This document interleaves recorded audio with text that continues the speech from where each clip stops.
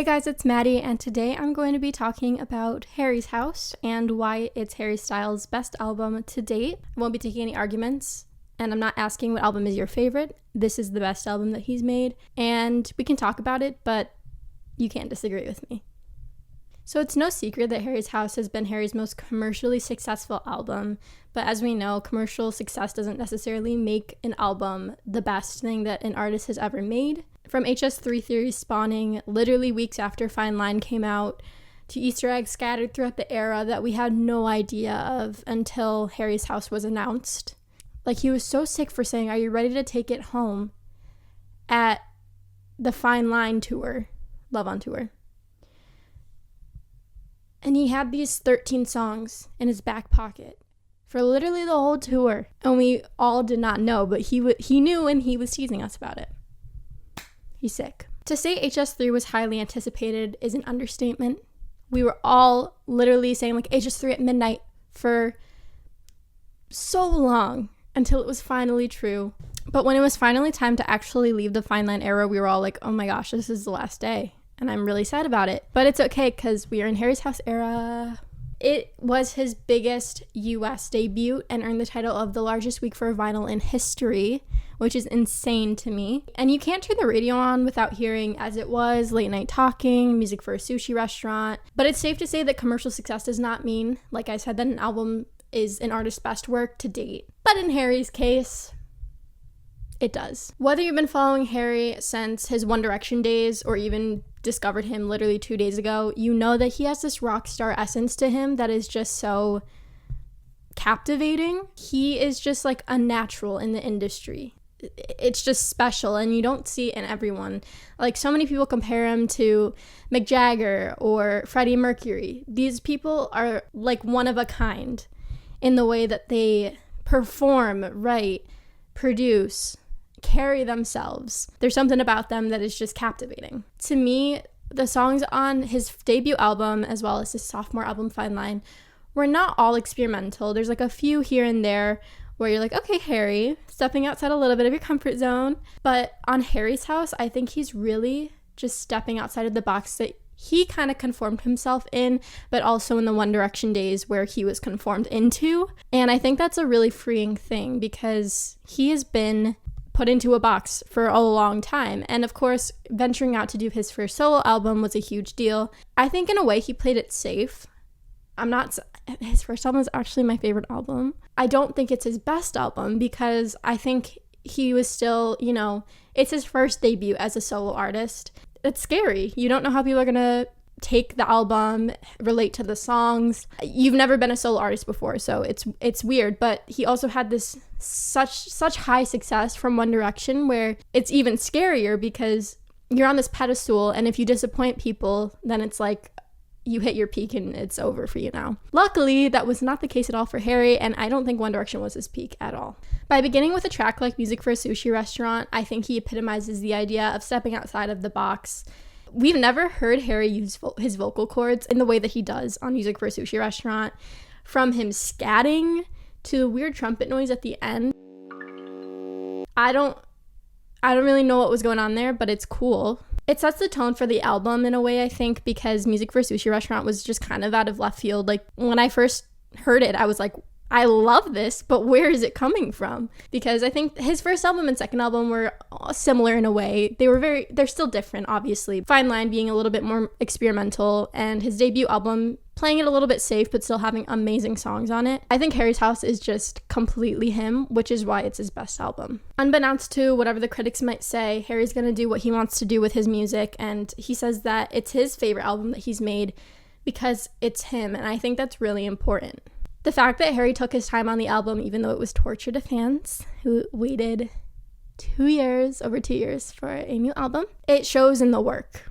You can't deny that. And in his Zane Lowe interview, he opens up about how it took him a long time, but he didn't want to nitpick apart the album to the point where it needed to be a perfect product, because music is never going to be perfect. And that's kind of what makes it really cool. And music is also very subjective. So what somebody likes doesn't mean you're going to like it. Since becoming a global superstar, there's suddenly this energy that you're at the top, and inevitably the only way is down. like I said, being in One Direction, they had a peak in One Direction, and then they broke up, and that was it. But Harry is literally probably one of the most famous people in the world right now, and he opened up about feeling like he has to make sure that people don't forget him. It's funny to think that somebody as famous as him would feel insecure and think that they have to always be present on social media, performing, whatever, to make sure people don't forget him. But at the end of the day, he's just a human too. And every human has this deep down fear of rejection and irrelevance,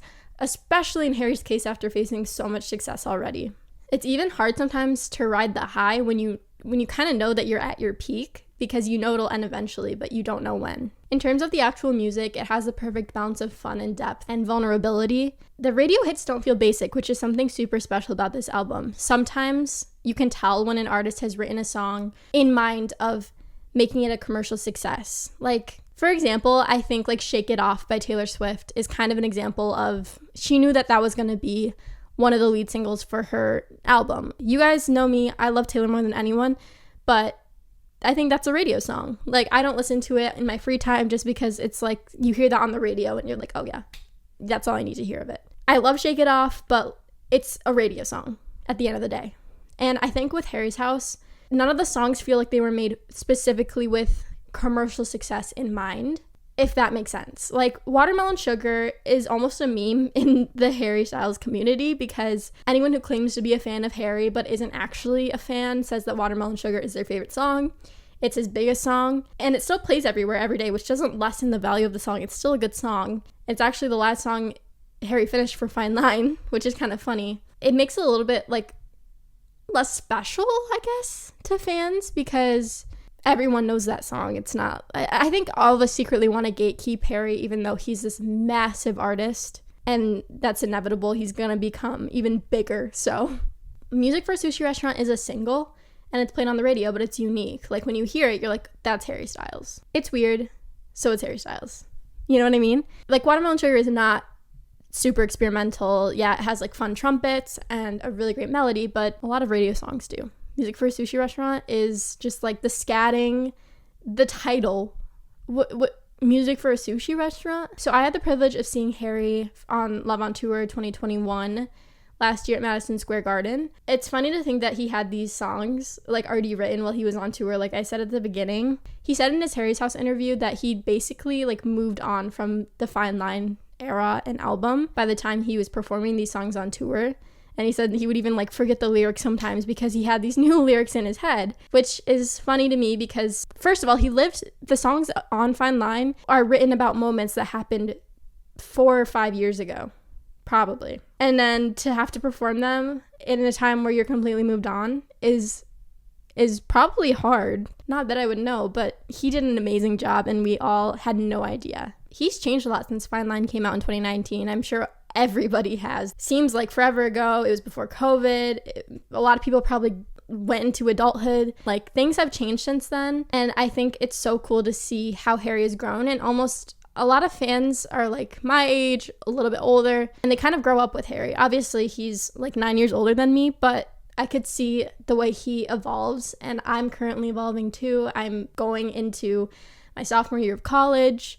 And there's just a lot of big changes happening for both of us. And I think it's really cool to relate to the songs in that way, even though we're not in anywhere near the same situation. So I think that's really cool. I can't wait to see him perform Harry's House because I'm going to see him 3 times at MSG during his residency. I'm so excited because these songs are just so fun, and the fans have allowed Harry to do what he wants to do, make what he wants to make. Like, Fine Line had hints of experimental nature with the trumpets at the end of Fine Line and the funky 60 vibes of Sunflower Volume 6. And I think once Harry realized that his fans just want him to make what he wants to make and they're going to support him in whatever genre or style he wants to make, I think it allowed him to blossom and really do what he wants to do. One of the particularly special songs on Harry's House is Matilda, and I kind of, in my head, compared this to how Taylor wrote Folklore, because maybe this song isn't necessarily about him or somebody he directly knows. Maybe it's a message to fans who are in this situation.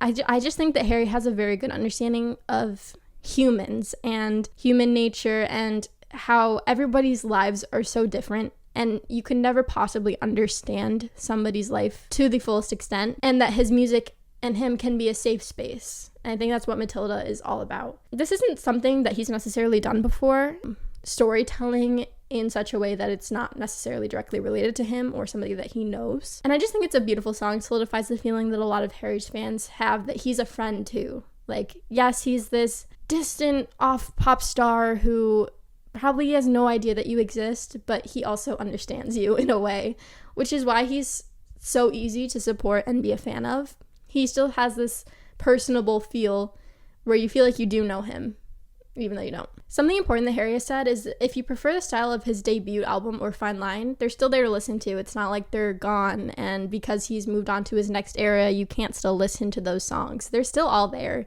You can still enjoy them the same way that you did when they first came out. And I think it's important for musicians to evolve, because writing the same genre over and over again, I'm sure could get tiring, and songwriting is such a delicate process, and creating similar music time and time again has proven to be ineffective. So if he were to make an album exactly in the same vibe as his first album again, it's just not going to be the same. I think it's so important to experiment and for him to do what he wants to do. Like I said, his first album probably was a little bit safe because it's his first debut as a solo artist. I guess all this is to say that Harry's House doesn't have to be your favorite album of his. It's not my favorite album of his, but it's inarguable that it's his best album because it's an album that is authentically him, and I think that's the most important thing. And I'm really glad that his fans have given him a space to write and sing the way that he wants to sing, and feel that he has this solid foundation that isn't going to crumble underneath him if he decides to try something different. I hope you enjoyed this video. Comment below which song off of Harry's House is your favorite. Right now I'm super into Satellite and Cinema, but my favorite changes every other week because I just love the album so much. I'm also planning on doing an explanation of the album soon, so stay tuned for that if you're interested in that kind of thing. Thank you for watching, and treat people with kindness. Bye.